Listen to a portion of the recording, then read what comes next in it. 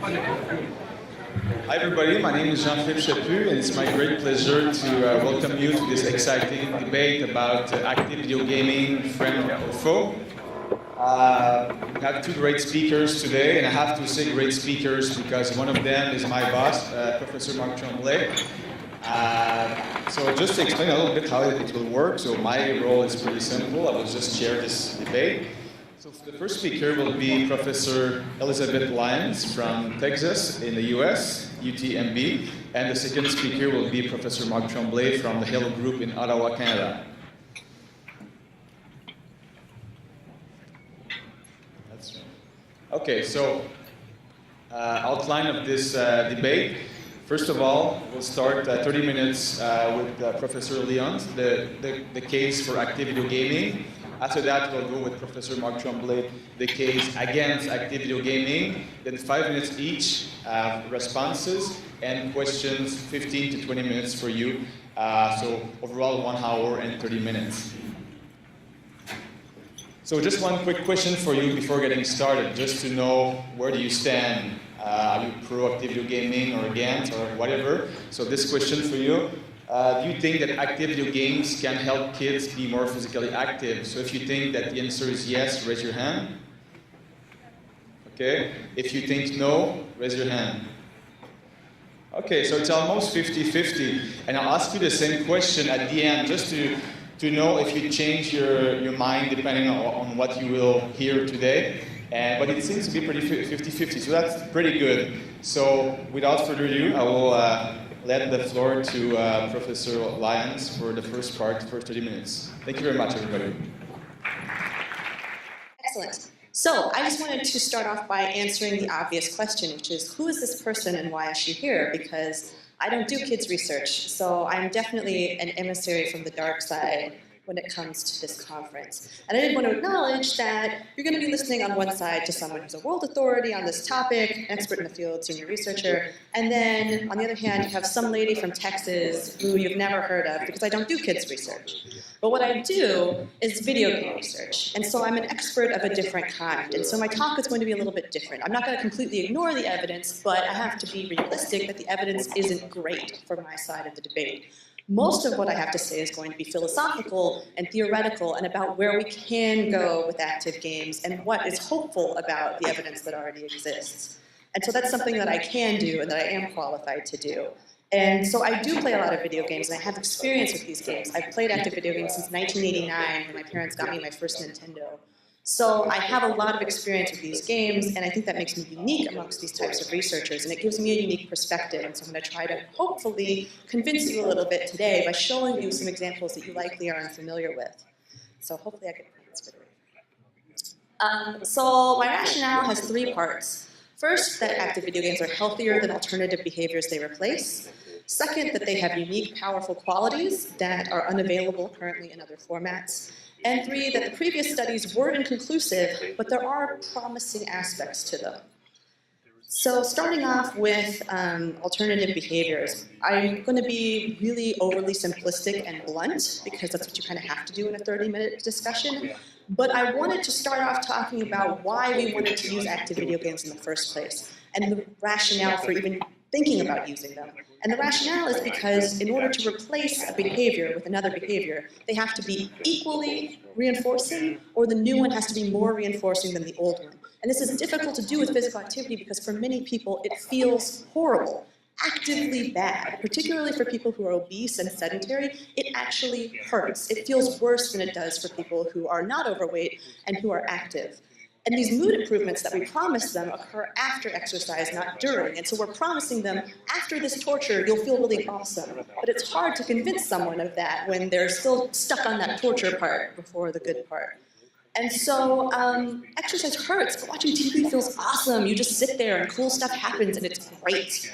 And I think we don't give TV enough credit. Credit's maybe not the right word because of course it's very unhealthy, but we need to be realistic about how great TV is, like how fun and rewarding it is. Because it's really hard to convince someone, hey, I know you have all your friends over on Sunday night to watch Game of Thrones, but it's not good for you, so you need to stop doing that. Maybe you should run instead. That's a really tough sell for a lot of people. And so because it's so highly attractive and reinforcing, we need something equally or even on the same realm, like the same plane of existence in terms of fun. And for a lot of people, moderate to vigorous activity is not even close. And so it's not an appropriate replacement. And so sedentary behavior is a problem because it's really, really, really fun. And it's 40 to 60% of kids' waking hours. And so there are independent negative health effects of sedentary behavior. I probably don't need to convince you of this. I mean, unfortunately, you're missing the sedentary behavior sessions at this time, but likely many of you already know this and agree with me that there's a problem with sedentary behavior. There is good news insofar as anything better than the current kind of catastrophically bad news is by definition better, but even just breaking up periods of sedentary time can have profound health effects. And so even just tiny movements of people towards a healthier lifestyle, that's what I'm trying to do. And most active gaming trials have decreased sedentary behavior. They've done a pretty decent job of that. Not great, but decent. And so when I hear the argument, oh, but these games aren't as active as real tennis, or aren't as active as real golf, or real activity, to me, that's not what they were originally intended to be. Because, well, part of it is because I don't like tennis, so I don't want to pretend to play tennis. And so I think using games like Wii Sports or Wii Fit maybe was a little misguided because the entire purpose of this in the first place was to use something fun that's comparable to TV and have that replace TV. And games like Wii Sports aren't a good replacement for TV because they're not really like TV. And so I want to talk about how it can be important to intervene on sedentary behavior specifically. And maybe that's a better way to go with this type of research than attempting to shoehorn it into moderate to vigorous intensity activity. I'll talk a little bit about that and how some maybe other types of games might be appropriate for that, but most of the console games that have been studied probably aren't a good fit to trying to just see if you give it to people, they'll suddenly be physically active. And so it's important to intervene on this behavior because, of course, even in people who are active, that's 1 hour a day. They're still watching 2 to 3 hours of television, and that's still something we need to intervene on. And light intensity activity is important in and of itself for a healthy lifestyle. And I want to make very clear that when I say this doesn't preclude other interventions to increase moderate to vigorous intensity activity. I don't think we shouldn't be telling kids to go outside. I think we should tell them, go outside, and then when you're done, instead of watching Yo Gabba Gabba for 2 hours, maybe you should play a video game. That's that's an okay trade, that's not too bad. And maybe that video game is lightly active. At least it can make them stand up, make them intermittently active. Even just doing that is better than how uniquely, incredibly awful sitting completely sedentarily and watching television is. And so I'm proposing this as a harm reduction tool. It's an adjunct, one of many tools in our toolbox, and potentially even a gateway to other activities. And so throughout the talk, I'm going to have a couple case studies where I talk about games that maybe you're not familiar with, or games that haven't really gotten the attention, or the types of games that haven't gotten the attention that I think they deserve in the literature. And so this first one is Connectimals, which is a virtual pet game. And so this is one of several games that are quite similar to the kinds of tablet games that a preschooler or a toddler might play. And so because it's similar to those, and similar to maybe a type of show like Diego or something like that, it's more appropriate to replace that type of show or that type of sedentary gaming. Like my daughter is 3 years old. She would not choose to play Wii Sports instead of watching Yo Gabba Gabba. But she might replace it with this because these animals are cute and she can actually interact with them. There are reasons why this game is similar enough to Diego or Yo Gabba Gabba or whatever that she might trade it off. And so though this game would never work if we tried to implement it as a moderate intensity activity intervention, I suspect it would work if we tried to replace television time with this and then measured, did it break up sedentary activity? Did it reduce total sedentary activity? I suspect that it would. A second case study along these lines is NBA Baller Beats. This is actually a Connect game that comes with a basketball. So this is clearly specifically intended to be a gateway. Its intention is to use the metaphor and mechanics of games that kids are familiar with. So games like Rock Band or Guitar Hero, and so it has this whole system of the thing coming down and you go with the rhythm, except instead of hitting the drum or playing the guitar chords, you're dribbling a basketball. So it's training you on these important skills that a kid may feel like he doesn't have the motor skills, he doesn't have the knowledge to go play pickup basketball with his friends down the street, but maybe if he spends some time playing this, maybe he would feel that self-efficacy because he would have trained himself how to dodge or throw it up or something along those lines. And so there is some precedent, though these haven't been studied yet, which is unfortunate, there's some precedent to believe that commercial games that are capable of either replacing TV or maybe serving as a gateway towards physical activity, those do exist. They just haven't been studied yet. And so along those lines, my next part of the rationale is that active video games have unique capabilities. And I want to talk about 3 things in this section. First, that they allow for targeting and tailoring. So basically, they meet kids where they're at. So that basketball game can meet a kid where he or she is at. And it can reach these subgroups that are at risk. People who might not enjoy traditional physical activities or sports or any of those things that might be ideal, but it's not possible. And so they also provide innovative tools for increasing self-efficacy, and they can reframe failure to be motivating. So a case study for this first part about meeting kids where they're at, I wanted to talk about Zombies Run, which I think is an incredibly clever game that has done a really good job of motivating me, in fact, someone who has not run since high school, to start running regularly. And the reason I wanted to talk about this is because if you came up to me and asked me, who is the population least likely to ever want to run? And I thought about it, I would think girls on Tumblr who spend all their time writing fan fiction about Sherlock. And so it turns out that this very, very difficult to intervene on group is totally nuts for running now. Because basically they took running and made it into the equivalent of a Vampire Diaries episode. And I don't mean to impugn the quality of writing of this game, because it's actually quite good. But in terms of the soap opera-y-ness of it, the virtual boyfriendiness of it, it basically is putting you into an episode of the Vampire Diaries. And so I like this Tumblr. This is like the Tumblriest Tumblr. This is a good exemplar, because there's animated GIFs, there's sparkles, there's ridiculous tags. But this is the kind of thing you would see someone write when they get excited about a new fandom. Like when Avengers came out, people would say, oh, I've started writing Avengers fan fiction. They're saying this about a running app, which is really unprecedented. And so it's met these girls where they're at. And now there's fan fiction and fan art for a running app. And these girls, they're not saying, suddenly I like running, suddenly I value running. They're saying, I'm running because I don't want Sam to be sad anymore. I want to see what happens with Sam. And so they basically gave them an Edward Cullen event. Maybe y'all don't know Twilight, but they gave them someone to look up to and to want to run for.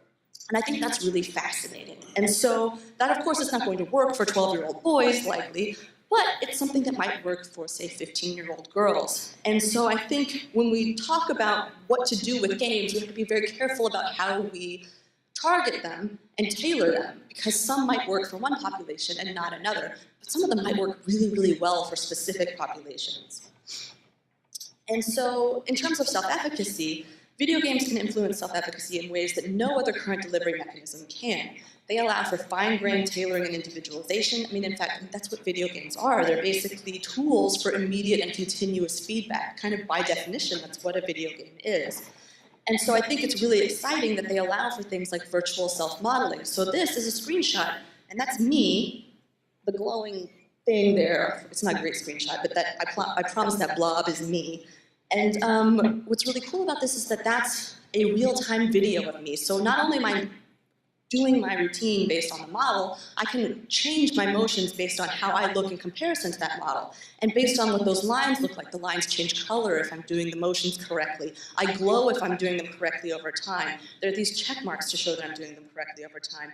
The trees grow and become prettier if I'm doing things correctly over time. There's all this cumulative and continuous feedback that's all coming together that is really motivating and really helpful for changing your stance if you are doing really poorly at the yoga move. And so this could actually be really effective for example, rehabilitation or trying to make sure that people are doing exercises safely. And finally, I think persuasion is really interesting because often you hear the argument about how violent video games, for example, are very effective at persuading people because character identification leads to people valuing what their character values. But you can turn it around and say the same thing about fitness. So for example, with Zombies Run, you play as this person who's saving the world by running. And as you continue to play as that character, you become much more amenable to being persuaded to change your behavior. This is the same kind of thing they use for cancer screening, when they find that using a story of someone who screened and prevented cancer makes people more likely to screen themselves than just giving them information about how good it is to screen to prevent cancer. People identify with these characters and thus become more easily persuaded to make their behaviors mirror those. And so video games are very effective at producing character identification. And finally, what I think is actually most exciting about this, and maybe this is the most important slide in my talk, is the magic circle. And for those of you who are familiar with play, you're probably familiar with this. Again, I'm going to be super overly simplistic, but essentially the magic circle is what delineates play from the real world. It's what makes play safe, emotionally safe. You can fail when you're playing, and it doesn't have the kind of real-world consequences that it would have if it was real. And so because play equals emotional safety, it's a really great tool for reframing failure. And games are actually the art of failure. They've been called the art of failure. And they reframe failure from a trait to a state. And I think that's very important for energy balance interventions because it's all too easy to begin having recriminations when you fail and to have relapses and feel awful about yourself. I have these problems in my interventions as well, where people will say, well, I'm just not good at activity. I'm just not good at this. I'm not cut out for this. I just can't stop eating. Video games induce failure, and then they frame it as unstable and specific. So it's not, you're bad at this, sucks to be you, you're just a bad person, which is a message that I think people who are overweight and obese often get. It says, you're bad at this one particular thing right now, but here are some tools to overcome that. And those tools are satisfying and fun, and you can do it. We'll show you how. And I think that is really unique and really motivating. And that's what makes me so hopeful about the potential for video games as a tool for producing physical activity. And admittedly, the evidence is equivocal, and I'm going to talk about that in a second, but it's this potential that has me so excited and is why I want you to think, even if the studies thus far haven't had great outcomes, they could. Look what we could do with gamification, the true definition of gamification, making failure safe, as opposed to throwing some virtual badges at people because they lost weight. That's not really gamification. Gamification is making failure safe, making it fun, making it motivating, even if, or perhaps because of, your initial failures. And so, third, previous studies were problematic but promising. And so I'm not delusional about the state of the evidence. I get that this does not look super great for me, but I think there are hints of promise that I want to talk about. And I'm not going to belabor this because likely my opponent is going to talk about this a lot because this is likely the strength of his stand. So thus far, there have been 4 large-scale, naturalistic, randomized controlled trials of giving active games to kids. And I want to be specific here that these were very low-intensity trials, and they gave a certain type of video game to kids without any kind of scaffolding or real self-regulatory skill intervention, which is something that we would normally do if we viewed them as a tool.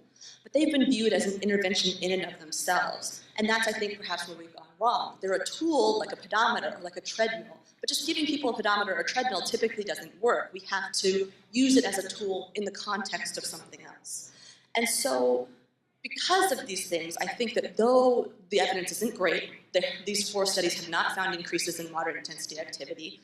One found a BMI decrease, several found sedentary gaming or behavior decreases, and smaller trials have shown equivocal mixed results. There have been some positives, and there are positives in terms of sedentary behavior, but I would argue that we have a lot of room to grow, and that just because these specific types of naturalistic interventions failed to produce this one type of behavior, just because they didn't work in this context, doesn't mean active video games don't work, period. Perhaps we looked to see if this was the minimum intervention needed for change, and we found that it wasn't, that you need to have something else going on. And so we need more research to go from there. We have learned things from this, and we've learned not that video games don't work, but that they don't work this way. And I get it. If active video games are so great, I just spent 15 minutes talking about how great they are, shouldn't the evidence reflect that? Shouldn't they work even in the absence of some kind of more intense intervention?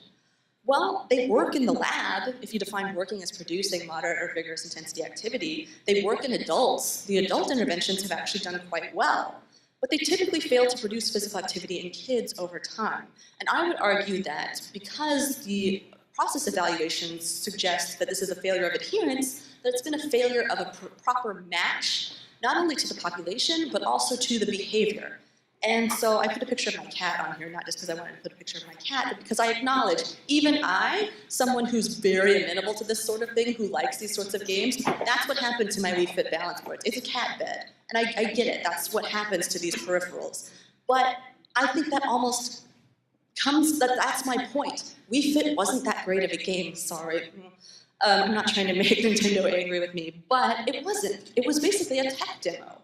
It was not a particularly spectacular game. It just happened to catch the zeitgeist at the time, and people got really excited about it. But most of the games that have been used in interventions thus far were made for middle-aged women, were made to not be games, because middle-aged women don't like games, they like exercise videos. They were made to sell, not to produce activity over time. There are a lot of reasons why those games weren't particularly good for their use.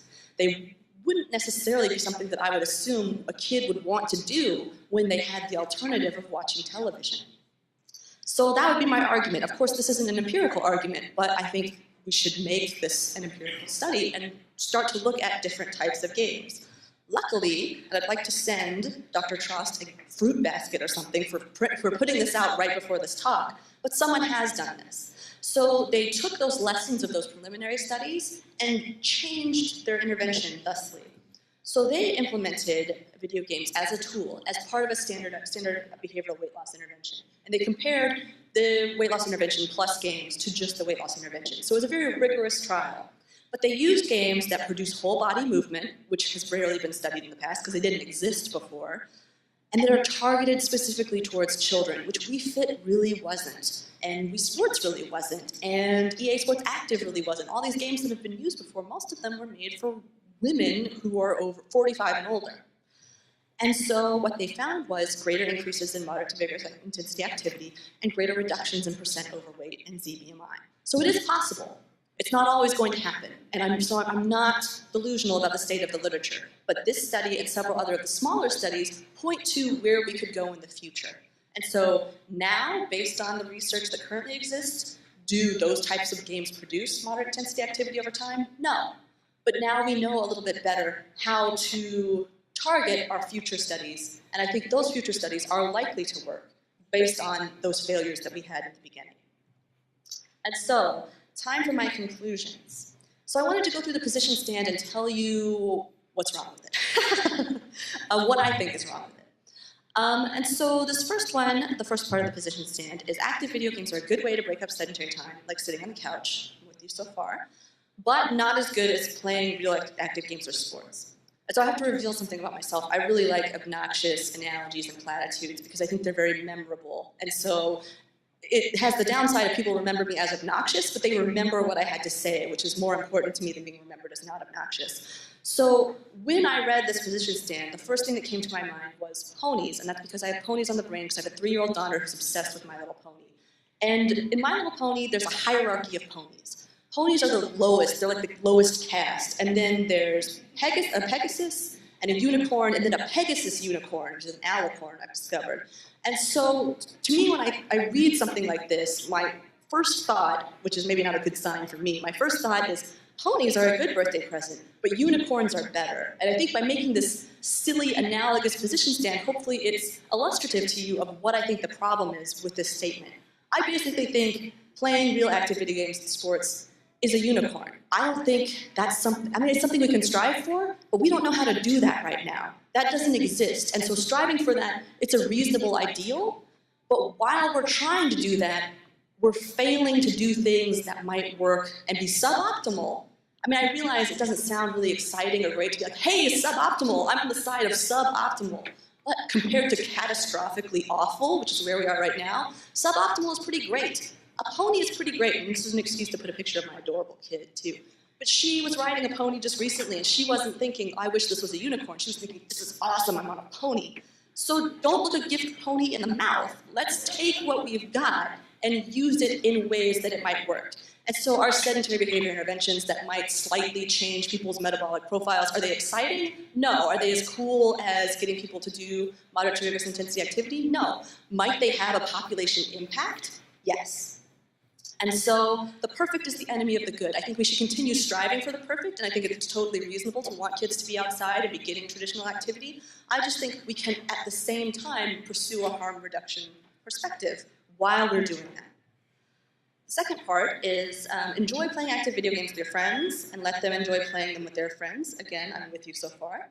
But don't misunderstand this as a replacement for real physical activity. And so this is a place where I feel like this is kind of, if this position stand said, if it replaced active video games with kind of crappy Wii games where you go, and that's it, I would be totally with you. I would agree with the entire position stand because it's completely correct in that respect. But there are so many other different types of active video games that it's really giving them short shrift to say something like this. So usually they're not, they weren't originally intended to be, they shouldn't be a replacement. I think they're one of many tools to be deployed when it's appropriate. And when it's appropriate might be when it's raining, when the weather is otherwise poor, when it's not safe to play outside. There might be times when it's appropriate to use it as a replacement for outside play or sports or whatever. It can also serve as an adjunct or can serve to replace TV time. I don't think we have to just think of it as something that would replace it. And I also think that for some kids, you can't replace something that doesn't happen. And so though I do older adults, I'm usually working on people who are completely sedentary, who have no interest in sports or real physical activity whatsoever. And so this, again, real physical activity is kind of a unicorn. It's not even possible. So the next part is, if money is spent on active video games as a means of exercise, it might be better spent on skipping ropes, balls, ice skates, or other sporting equipment. And I would argue that this distinction is actually becoming meaningless because of the way that the technology is progressing. Some active video games come with balls. Some are balls that have technology inside them and they light up in different ways. Some are played outside. Some offer an alternative for the indoor kids. I was an indoor kid, which is a nice way of saying someone who's not interested in sports and who's totally sedentary. And active video games offered me a way to be active. And so obviously I do have a personal stake in this, but I think that that's an important thing to think about, that it has helped people. It's helped a lot of people. And just because some of these games haven't been great doesn't mean that it's not possible. It is possible. That's an anecdote, sure, but I think it's representative of the experience, the real lived experience of some people. And so finally, in kids with developmental delays, movement challenges, or injuries, active video games can be used to help teach motor skills, improve movement, and rehabilitate. Obviously, I like this one because it's the one that reflects my stance. It's positive towards video games. But because I'm a contrarian by nature, I'm even going to take issue with this. But my issue is just that I don't think it goes far enough. I think deconditioning is a state that requires rehabilitation. That's kind of the impetus of my entire research trajectory, is that people who are obese, especially, but also overweight, and who are deconditioned, their fitness is so low that basically a physical activity intervention for them needs to be thought of as rehabilitation. And obesity is associated with lower gross motor coordination. And so I think pretty much everyone could benefit from motor skill instruction. And I do think, though we don't have empirical evidence on this, we don't have empirical evidence either way if active video games serve as a replacement that is worse than true activity, or if they serve as a gateway to perhaps increase activity, or just, I don't know any research on this. But I do think it's possible because some of them are even explicitly marketed as a gateway to further sports. So my proposed position stand would be, rather than recommendations against active games, recommendations for their healthiest use, which of course is hard to do, and I don't have any to give you right now, so this is slightly hypocritical of me, but I think it's kind of a shift in philosophy to a harm reduction perspective, which of course some people don't agree with, and there is an argument to be made. But I'm in favor of it because I'm coming from a patient-centered outcomes research perspective in which we never say never, or very rarely say never. Sometimes you have to say never. But in our case, when a situation is like this where the evidence is equivocal, you would use a decision aid. You would help people choose the healthiest way to go, basically. For some people, that might be using an active video game in some capacity, and for other people, it might not be. And these are hard to do, but I think this is maybe a better route to go than making hard and fast recommendations, because some of these games will work with some people, and there are some populations that we're obviously not reaching with traditional sports and traditional activity, and they may be more amenable to something that meets them where they're at. And so, I mean, again, it's not the greatest to be associated with, hey, suboptimal is great, but ponies are suboptimal, and I'm fine with that. I'm fine with being associated with that because I think that suboptimal, reducing harm, can end up having a really huge impact on a population level. And to me, that's a victory, and that's great. So, and we can do that while we continue to attempt to reach this ideal. And so, I would like to acknowledge my mentors and collaborators in funding, and thank you for failing to throw tomatoes at me.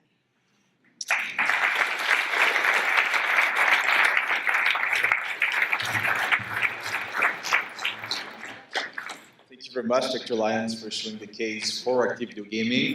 Now you will hear the case against active video gaming with Professor Mark. So I'm the foe.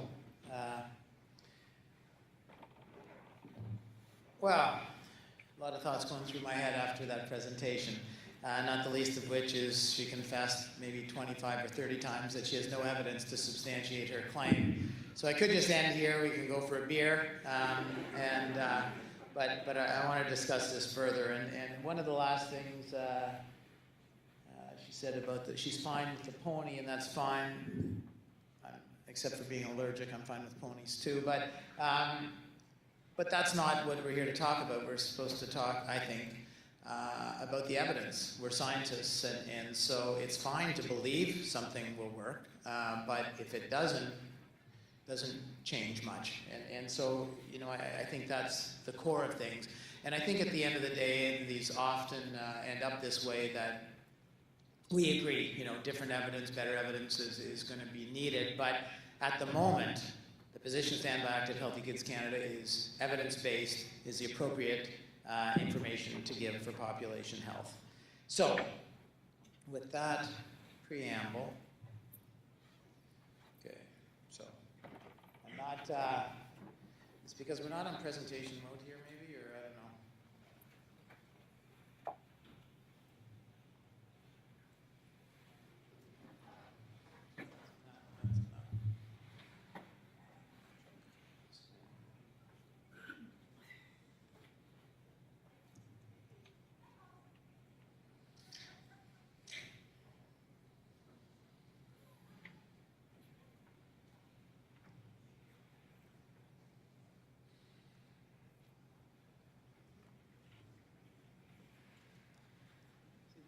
Video things don't always work the way they're meant to.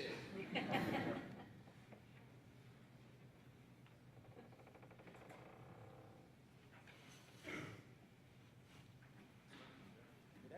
so just arrow down. Yeah. Yep, thank you. Okay, so just positioning the issue. Active video games hold promise. We heard that a lot. Not evidence, but promise. Lots of things hold promise. Weight loss programs hold promise all the time.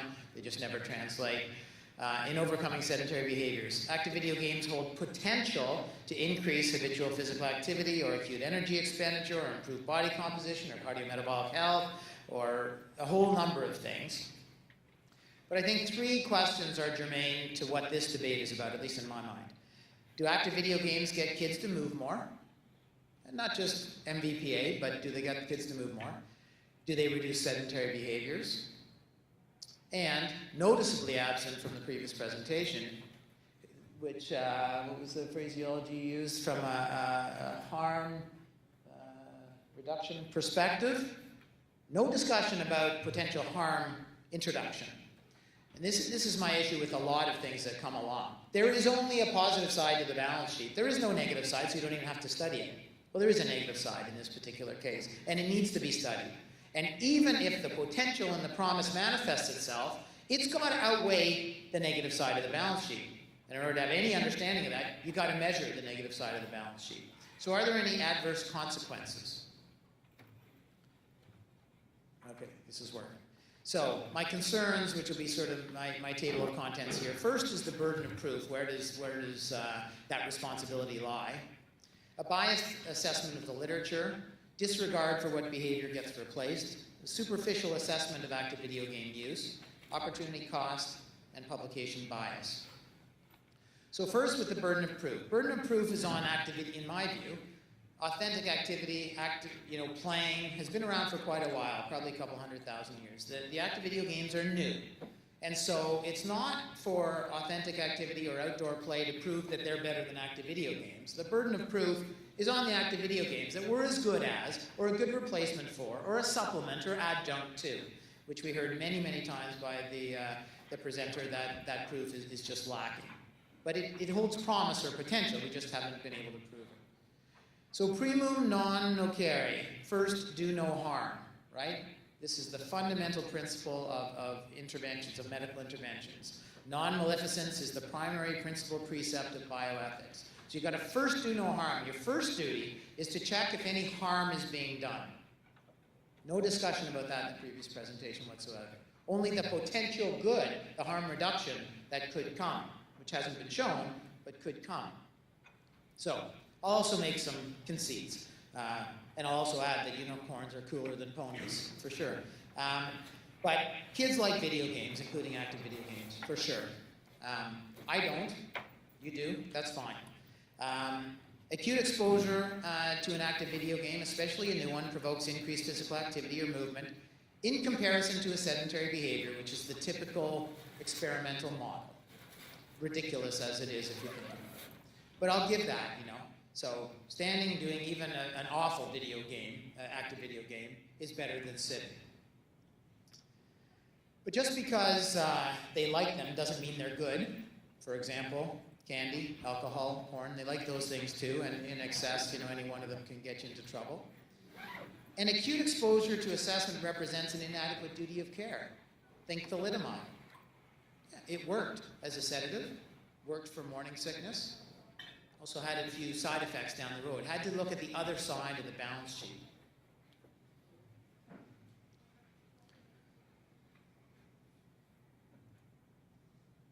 Stuck again.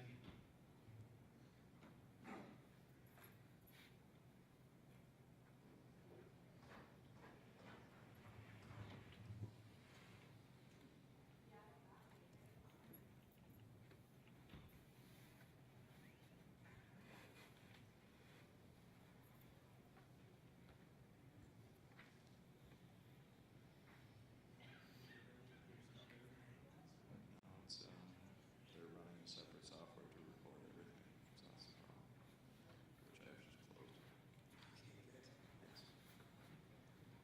We can do it live, Exactly. authentically. This was you. Yeah. Yeah, it looks pretty works. Go back. That should do. Okay. That wasn't staged, but this is working really well to my sort of anti-technology kind of belief. And so, I also think that there's been a bias assessment of the literature. And even though, a rather honest effort by Elizabeth, and so thanks for that, still, you're taking pretty consistent neutral findings and spinning them in a positive way. Oh, but if only the positive findings were stronger, then they would have reached significance. Yeah, but they weren't. That's why we do science. And so I find there's a lot of cherry picking of the evidence. And I'm sure that in the rebuttal that you're going to say the same of me. Okay. Did that go one or two now? There we go. Okay. And so that's perhaps human nature a little bit. So here, the health benefits of, to give some examples of the cherry picking, health benefits of active gaming, separating the myths from reality, a recent, quite recent 2013 paper by Darren Warburton, where he's more or less had a temper tantrum about the position statement that came out from Active Healthy Kids Canada. And so very unscientifically took all of the positive evidence, the extreme evidence, and cited it and sort of disregarded the whole debate and focused in on, is physical activity good for you, which has very little to do with the debate itself, and therefore concluded that everything that we did with the Active Healthy Kids Canada position stand was wrong. And that really doesn't advance things very much. I think we identified some weaknesses, some limitations, and rather than addressing them, there's this sort of cherry-picking rebuttal reaction to a journal that he was invited to submit to that he's on the editorial board. And you'll see a lot of sort of things like that happen as well, including with some of the mentors of the opponent. And I keep pressing buttons and not too much happens here. Okay. Is that the next slide? Yeah. Okay, so if one looks at, this was a systematic review of the evidence, again, a couple of years ago, and this is a fundamental problem for both of us. When we did the Active Healthy Kids Canada position stand, the we information was what was published. You know, the stuff comes out quite new, and then someone will do a research project. It takes a year to do the research project. It takes another year to publish the research project, and then it's obsolete. So even if we redid the systematic review now, someone 2 years from now would make the same statement you just did about the Wii, right? Because it would have evolved and so on. That's just the nature of the beast. But anyways, at the time, we found 2 RCTs and seven intervention studies and 12 observational studies related to changes in acute energy expenditure. And so I do have control of animation here. So I'm not sure what you're seeing compared to what I'm seeing, but there we go. Anyways, basically, when you take someone sitting and measure their metabolic rate sitting, and then you get them standing doing something, maybe not a lot of physiologists in the group, but guess what happens? Energy expenditure goes up. Movement goes up, okay? Duh, for sure. And so all studies show that. There's no chance that a study could not show that, right? If I got you standing up now doing anything, you know what? Your energy expenditure would be higher than it is now with you sitting. So that's what this research tells us. So that, I don't know, not particularly remarkable, but for acute energy expenditure, as I've already confessed, it increases. But what really matters is changes in habitual energy expenditure, right? And so 11 RCTs, 5 observational studies. In this, with the majority, had no effect on PA, MVPA, which Elizabeth has already sort of said. You know, the evidence isn't very compelling on this, to be sure. And so, in this particular case, you know, the active video gaming isn't associated with that happy face. It doesn't change habitual physical activity. So then, if you think this through a little bit, so it does, in almost every case, increase acute energy expenditure, but it doesn't change my activity throughout the day. And this is where the beginning of the harm comes in. So then, I did do activity I wasn't doing before in front of the screen, but my total day activity hasn't changed. Okay? So the only way that can balance out across people is if my other activity is reduced, right? It's sort of a zero balance thing. So wherever I was getting my activity before, it's being replaced because the acute effect of this is happening. In some cases, that will have been outside activity. It might have been sport. It might have been playing. It might have been anything, cutting the grass, whatever. But it's being replaced. It's not added to. So you haven't done anything of benefit. You've just replaced. Okay, I'm not going to play basketball in the driveway. I'm going to do this. Or I'm not going to cut the lawn. I'm going to do that. And that, to me, is the issue. So active video games, the evidence shows, do not increase habitual physical activity. They, in part because adequate use is not sustained. It declines. They've got a very steep half-life that goes down to minimal amounts, negligible amounts, as evidenced in this paper. Active video games don't increase habitual physical activity. Same for systematic reviews or papers, that were shown by my opponent. And they don't. Now, I'm not saying they have to increase moderate to vigorous physical activity. I mean, that would be an ideal thing. But if they increased habitual activity at all, I think then I would be a little bit more on side. But they don't. And these, sorry, I have animation on my screen and you don't, so I'm never sure where you're seeing. You get these neutral or even negative findings despite the fact that some of these are actually sponsored by active video game companies. So, it's biasing in the as positive direction as possible. All the researchers involved, much like my opponent, are self-confessed gamers. Like this, this must be good because I really like it. And of course, there's publication bias in all of our work. I think particularly in this type of area, where we don't seem to have quite as thick a lens as we do, say, for sugar-sweetened beverage papers that are sponsored by a sugar-sweetened beverage company. And so here's quotes right from the papers themselves, all of which are more on my opponent's side of the field than mine, Unlikely to be is this showing? Yeah. Unlikely to be clinically useful in isolation. These results provide no reason to believe that simply acquiring an active video game under naturalistic circumstances provides a public health benefit to children. It seems unlikely that in this case DDR, I might be dating myself, but actually one of the games I've actually heard of. And other active video, home-based video games will consistently facilitate a healthy lifestyle among children. These are the advocates' conclusions. They're not my conclusions. They're the advocates' conclusions. Okay, moving on, then the disregard for the behavior being replaced. So it's always, and Elizabeth said this as well, that, you know, the assumption is, okay, you're sitting on a couch, you're better off not sitting on the couch, and these games get you off the couch. And the assumption is that's the behavior being replaced. But again, when you look across the whole day, it doesn't appear that that's the case. Something else is being replaced because activity levels are flatlined.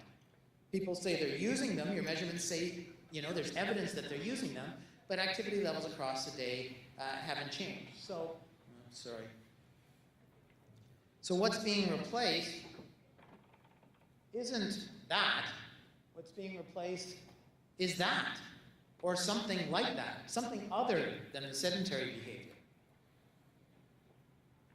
And that's a really important thing. And again, it gets at looking at both sides of the balance sheet. So is there potential for good, which we still haven't shown, but I would confess, there's potential for good. We haven't shown it yet in kids, and maybe the games will evolve such that we can, but we also have to measure what is the consequence.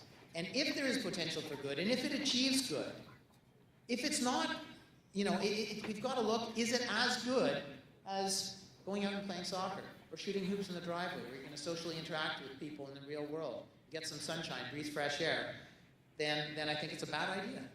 And that's essentially what the Active Healthy Kids Canada position stance said. Okay, I've got a white screen here. Okay, all kinds of interesting issues. Anyways, so we've got active video games on one side and authentic activity on the other. You can see the sort of comparison. And yes, I'm a Luddite, and you know, my kids still play outside. And I think all kids can play outside. Awkward kids can play outside. Kids with poor motor skills, kids that are heavy, kids that have diseases and so on can play outside. This is not a sport-based thing. This isn't a, can you hit the baseball as far as someone else? This is fundamental to the way that our species has evolved for hundreds of thousands of years. And there's all kinds of sort of ancillary benefits of just not being locked to a screen, which is fundamentally indoors and close to other bad things. So hopefully this isn't going to continue this way. It is. I can't see things here. I just have a white screen.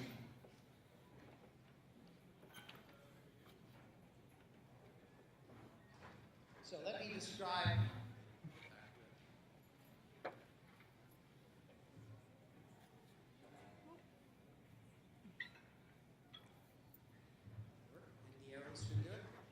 Okay. Okay. So let me take an equally ridiculous scenario to the pony and unicorn. So I've got this magic clothespin smoking cessation program. This is a magic clothespin. I know it looks normal, but it's magic, and it has all kinds of technology that instantly downloads through Bluetooth to your computer to monitor things and so on. And this is the way it works. If you're a smoker, you put the clothespin on your lips, and guess what? You don't smoke. It's completely efficacious. When people wear it, it works all the time, like completely. So it's better than the active video games. It's the smoking cessation answer to everything. And so experiments have shown over and over again, when you wear it for half an hour in the morning, compared to people that don't wear it for that same half hour in the morning, people that wear it smoke less than people that don't during that half hour. So does that rock or what? I mean, obviously, this is the best thing, and everyone should start to get these things. Systematic reviews and meta-analyses show that while wearing the clothespin to hold the lips closed, smoking is reduced. We've got good scientific evidence for that. However, overall smoking did not change at all, because you can only wear it for a little bit of time. The cost of the clothespin caused many to abandon their nicotine patch therapy, which was starting to work for some of them. And most participants had sore, fat lips because of the clothespin, but reviews failed to mention anything about these findings.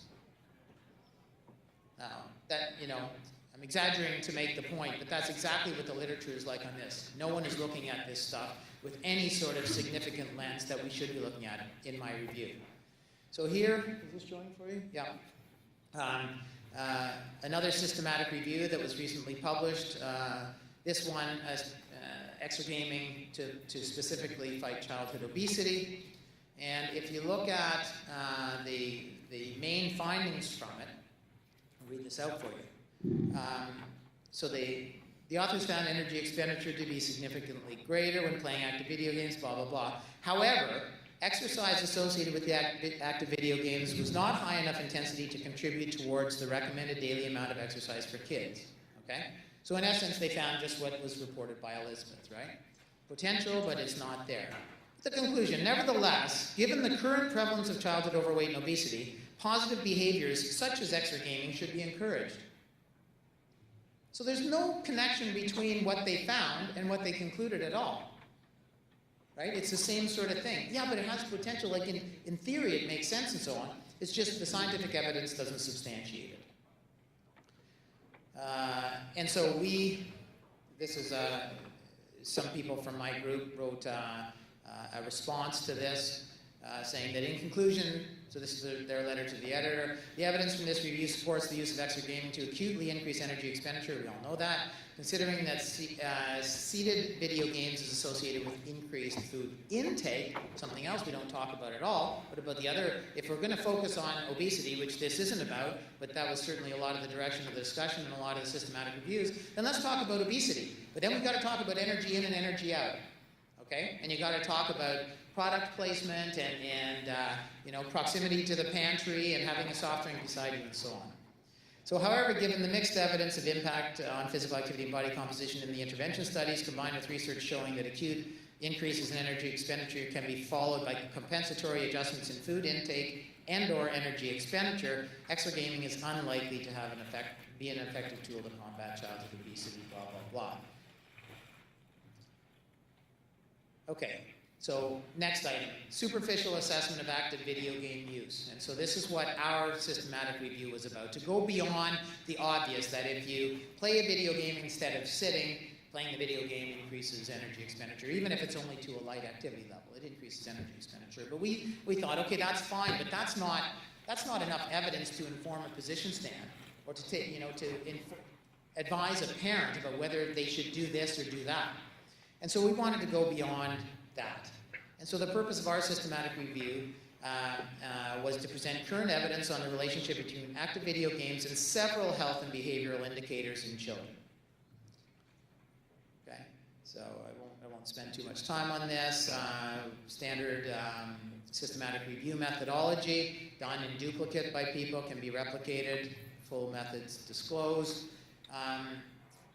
But we were interested not just in energy expenditure acutely, active video game versus sitting, but the whole parameters, as much of the balance sheet as we could populate or try and explain. So we looked at physical activity and energy expenditure. Of course, you have to have that in. Looked at adiposity, before and after, cardiometabolic health indicators. We looked at adherence and appeal. What's the half-life of the intervention, if you will? Energy intake, because very important to health outcomes for kids. Adaptations, learning and rehabilitation, opportunity cost, injury, behavior, economics, I'll explain this a little bit more later, and video game evolution. We tried to look at whether or not the earliest games didn't show much, but newer games did, and so on. And this, I think, in the future will be an interesting area of study as the various generations of these games come on board. And so anyways, we did this, went through 1,300, 1,400 articles, ended up with 52 that went into our systematic review, much higher than most of the others because we cast a much wider net to look at a holistic approach to what these games might do to people. And these are the overall results. So we've got the different indicators there that I said. Underneath them, you'll see the number of RCTs that were associated with it, the number in the second column, the number of studies, and the number of participants associated with studies. Notice how small some of them are. There really is not very much evidence out there. Was the relationship that was found in those studies consistent, yes or no? And you can see down there. And then the quality of the evidence. And if you look at it, in many cases, it ranges from low to high. There's some good studies, there's some not, some poorly controlled studies and so on. It's a bit of a dog's breakfast in terms of the evidence that's there. But in general, I've already talked about the acute exposure and the habitual stuff in earlier slides. In terms of adherence, There were 8 RCTs, 4 reported high adherence at the midpoint of the study, but significant lower levels at the end. 2 intervention and 1 cross-sectional study. Qualitatively active video games are supported. Quantitatively, actually measure it, you get different results. So still seems that much like many other things that we get when you buy a board game or whatever, it's played a lot that first weekend and then goes down quite quickly. Appeal, children like active video games for sure, no matter how it's assessed, and this makes sense and we know it, and in fact we promote it, I would say. Adiposity, there were 6 RCTs, 3 reported on only overweight and obese participants, and it seemed that active video games attenuate weight gain. 3 were included on normal weight participants, and that becomes much more questionable. So it seems like it might be a way to assist overweight or obese kids to at least maintain their weight, but a little less known from a population health perspective about normal weight kids. So effects of a pediatric weight management program. This is the same paper that my opponent pointed out, and so this just came out, and I think this is great, and an example of the type of research that we need, and this did show, I won't go through the results in the essence of time, but did show that for obese kids, by adding the active video game component, seemed to have a little bit of benefit, and so that's great, and these are the types of studies that we need. Cardiometabolic health indicators, generally inconsistent results. We're not sure when you actually look at biomarkers. And some studies just threw out the fishing net, measured everything that their laboratory could measure, and still not very much showing there. And you wouldn't think it would be either. Generally, the games will elicit light physical activity, generally not played for very long. So, it's such a minor tweak in the 24-hour period, it would be highly unlikely any physiologic change would be noticeable. Energy intake, 1 RCT, 1 prospective cohort. The RCT associated with a decreased snack frequency in the active video game group, but didn't reach significance, which is interesting. The fact that that was even written in their article. If it didn't reach significance, it's not significant. It's not something you're supposed to report. It means it didn't happen, right? That's why we have significance testing. No difference in energy intake between the active video game condition and sedentary. Okay? So in terms of energy intake, active video gaming doesn't seem to be any different than passive video gaming. Passive video gaming has been shown by Jean-Philippe and others to be associated with increased snacking, product placement, probing, and so on. Learning and rehabilitation, I won't spend a lot of time on this. This is compelling evidence, I think, wonderful stuff. And in rehabilitating people, which I don't believe is everyone in the population, it's been shown not that there's a lot of research in this, but there's a growing amount in stroke recovery and in kids with different problems and so on. So this is certainly a great area, I think, for future work. So overall interpretation, active video games can increase energy expenditure above rest or when compared to playing sedentary video games. Active video games do not elicit physical activity of high enough intensity or long enough to substantially contribute to meeting the physical activity guidelines, which was the purpose of the Active Healthy Kids Canada video game statement. Active video games may increase light to moderate intense physical activity at the expense of sedentary behavior. Appeal of active video games is high for some children. Long-term adherence, though, is questionable or unclear. Active video games may attenuate weight gain in overweight or obese children, and active video games can be beneficial for improving motor skill proficiency in special populations or in populations being rehabilitated. Now, I want to talk about opportunity costs just briefly here because I think this is an important area, and this is what I hear when I actually talk to people. When I give a talk and I'm promoting authentic activity and so on, and authentic activity, normal physical activity, getting out into the outdoors, which is a big push of mine. And the parents will line up afterwards, after my talk, well, that was a really good talk. I remember when I was a kid, we went home and we were outside all the time and all this sort of thing, and so on. But I can't afford to sign my child up for soccer, hockey, fill in the blank. And I'll purposely get the person chatting and say, okay, was their birthday nearby or were we near Christmas and so on. And then I find out that they spent $600 on an active video game, which far exceeds what it costs to play hockey in my neighborhood and so on. That's an opportunity cost. You don't have enough money for hockey, yet you bought a new plasma screen TV, or you bought the latest version of a video game, or you upgraded this or you upgraded that. There's an that's an economic opportunity cost. And so if you're going to evaluate this in a thorough way, you've got to pay attention to that.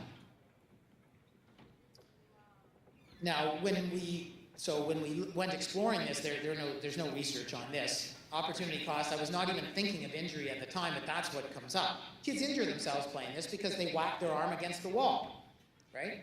Don't get reported a lot. Sometimes they do. And of course, following consort type of strategies, you have to report that stuff, okay? Are they wheezing because they're in the basement and because it's damp and so on? What about indoor air, lack of circulation? Okay, these are things that need to be thought about and are sort of ancillary issues. The other side of the balance sheet, we have to look at it.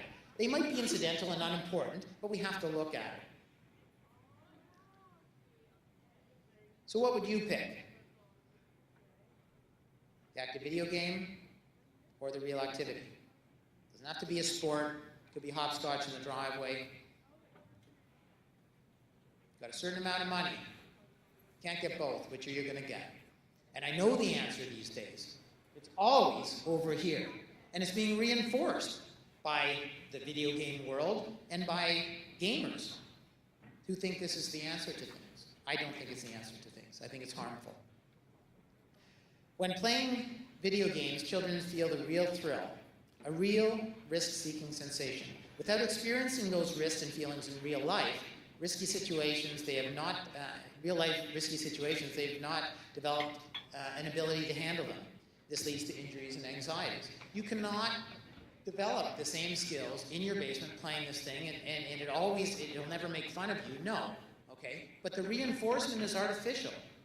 Things happen in the real world. Development of resiliency is really important, and it comes with real-world interactions, trying real things. So are active video games modern movement motivators or authentic activity antagonists? Well, I think the evidence is weak to answer the question. Minimal effect really is shown in the fight against childhood obesity. There's not sufficient evidence to recommend active video games as a means of increasing daily physical activity. My opponent confessed that many times. Someday, maybe, in the right circumstance with the right game, it might come. And if it does, fantastic. And I would argue that we should change the position statement to that it does. But the burden of proof right now is on her to prove that it works. And right now, she's confessed many times that it doesn't work. Authentic activity has achieved our necessary daily movement for health for thousands of years and provides several additional health-related benefits and social benefits and environmental benefits. Active video games must show benefits beyond authentic activity to be recommended for most children, in my opinion, and much better research. I think these do hold promise. I think frankly, the biggest weakness is that they're screen locked. If we can get these games so you don't have to be in your basement in front of a big plasma screen TV, then I think they hold promise. If they can be on your watch and they challenge you then to go and, I don't know, touch tree bark and get a certain amount of sunlight and, I don't know, take a snapshot of your friend outside or something like that, then I think it's wonderful. Then I think the potential's there. If they lock you in front of a screen as they currently do, I don't think there's any possibility for them to provide the proof that at least I'm looking for. And I think my final thing here is publication bias, which is pathetically obvious in this particular area and the people that work in it, and even confessed by them to some degree. So there's positive results bias as in all of our areas of research. There's funding source bias and potential conflicts of interest, which sometimes are disclosed, other times are not. There's intuition bias, that should make sense. It makes sense that if they're playing an active video game instead of sitting, that would be good. There's magic bullet bias, like when we check out at the grocery store and we lose 14 pounds in 14 hours, that sort of thing. This is the equivalent on the childhood inactivity crisis. Convenience bias. And there's editorial board formation, and the people that are on the editorial board of the Games for Health Journal are people that are pro Games for Health, and so fundamentally there's going to be a bias built in there, including the editor-in-chief who makes no bones about it, and in fact at one meeting told me that he would not publish a negative finding in his journal. And so we looked at his journal. The Game for Health Journal, and Mike Borghese, I think might be in the group, did this for me. And so we looked at all of the articles that have been published in the journal. It's not a particularly old journal. For 14 issues, and searched for intervention studies in active video games, comparing PA to EE, and children participants. Found 15 articles. Of the 15 articles, 11 had positive findings, 3 had negative findings, but some positive findings. Every single paper concluded that active video games are positive and should be promoted. I know that research isn't true. We did a systematic review. There's tons of stuff out there that says you should, at very least it's equivocal. Our opponent is even saying that. I'd caution you about citing information from this journal. Are field-based extra games useful in preventing childhood obesity? So here's, I think this is almost my last one, JP. I think I'm out of time. But this was a recent systematic review where they go through, it's a very thorough systematic review. They find, very equivocal results, nothing they conclude. But then, in summary, extra games are desirable as a promising addition to promote physical activity and health. If you read the results above it, they just totally didn't find that. They didn't find that at all. But this is obesity reviews. This is a high-impact journal. Professionals may integrate extra games in field settings to promote a physically active lifestyle among children with the goal of curbing childhood obesity. Those last two sentences have absolutely no bearing on what they did in their systematic review. So we wrote a letter to the editor pointing that pretty obvious thing out, like the conclusions are. And sadly, many of us, I know I do this, a new article comes out, the title is what you're interested in, you quickly go to the abstract, and if you don't have time, you go to the concluding statement. So here, a systematic review, nicely done and so on, concludes, yep, they're good to go. It absolutely did not show that in any way, shape, or form. Actually, a few people, I see Adrian in the audience, he also wrote a letter to the editor about that one too that got published. So, in summary, 3 questions are germane to this debate. Do active video games get kids to move more? Do active video games reduce sedentary behaviors? And are there adverse consequences? Well, I think the answer to the first 2 is there's no evidence. Maybe there's potential, maybe there's promise. There are some adverse consequences, at least potential, or holding promise. Active video games do hold promise and have potential relative to childhood behaviors. However, to date, even in the presence of a biased presentation and publication of findings, there's inadequate evidence to justify supporting them for promoting physical activity or reducing sedentary behavior in kids. There are potential reasons to be concerned about adverse events, but really much better, more thorough research needs to be done in the future.